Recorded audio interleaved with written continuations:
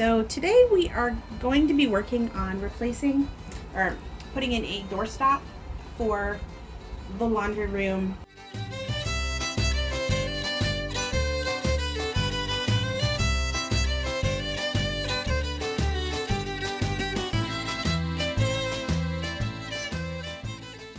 The reason I'm doing this is because the door opens into this, and I was the first one to put a dent in it because I am way too rough and opened the door too hard while I was coming in with a kid in my arms, and I smashed into the front.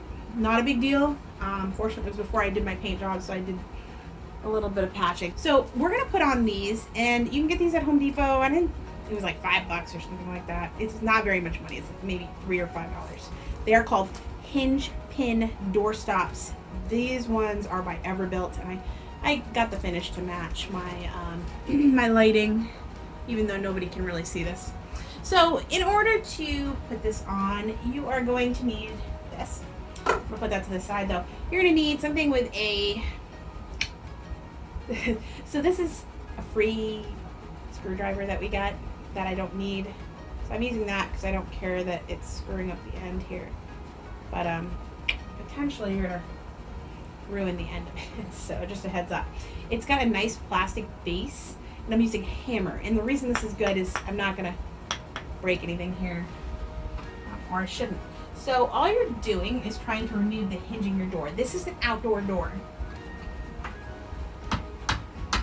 and you want something thin enough to fit in here, because if it's too small it won't fit. But you're just gonna go ahead and hammer until it can pop out your hinge. All right, so you're removing your hinge, as you can see, and now we're just going to put this on and put the hinge back in. When you're looking at your hinge doorstop, what you want to do is look at this flat end. This goes against your door, and this section, the little screw knob, is going to go against, well, whatever it hits, which in this case is going to be the molding. So now that you've done this, all you're doing is inserting your thing in. So as you can see, we've got this here, and we're just going to go like this right here. Okay, there we go. We are on. Ideally, you don't leave marks on your wall.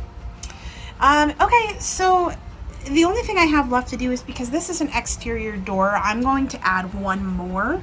It's a little bit of a heavier door, and you don't want, well, it'll work better. So the other thing to know is, one thing I don't like about these with hollow doors that are like your interior door, you can kind of see a difference. They're kind of, I don't know, this isn't too, you can hear it. So the one thing I've noticed is that if your family's not really careful, you may want to use a different kind of doorstop, because we put the ends of these things, or maybe those things, I'm not sure. They went through the door at our last house in 2 different doors. Now, it's possible they had it installed the wrong way. They were installed by the builder of the home. Anyways, they put them up high. They were on the top hinge, and just, I don't know, they just went straight through the door, and it was a pain in the tush to go ahead and repair that when we went to move. Anyways, before we move on to that, I'm going to move stuff out of the way so I can actually do this. And we need to make sure we have the right width. Now, so there we are. As you can see, I have plenty of space left here, so I may actually loosen this a little, or I guess tighten it is the right word. So you want to go in this case, because you want it to open more. Let's see, this is still fine. I'm going to do a little more. And you just keep going like that until you get about where you want to be.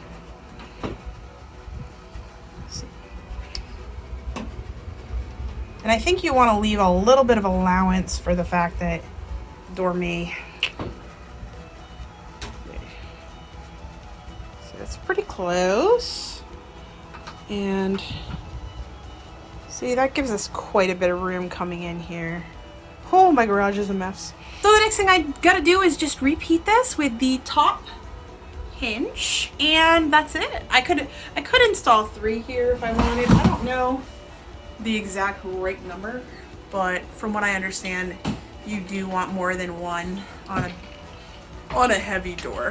Okay, so as you can see, I've installed my top one. I'm going to try to make sure it's about the same amount in or out or whatever as the other one. I need them to be about equal. Otherwise, one hinge or one doorstop is going to be taking all of the brunt of the power of the door opening. The other one, if it was really loose and or tight all the way in, it wouldn't be catching the door at all. It'll only be the other one. So you want them about the same amount. So you really want to try to make sure they're equal. You can go ahead and measure them. You can just eyeball it in the door. Just make sure both hinges are catching.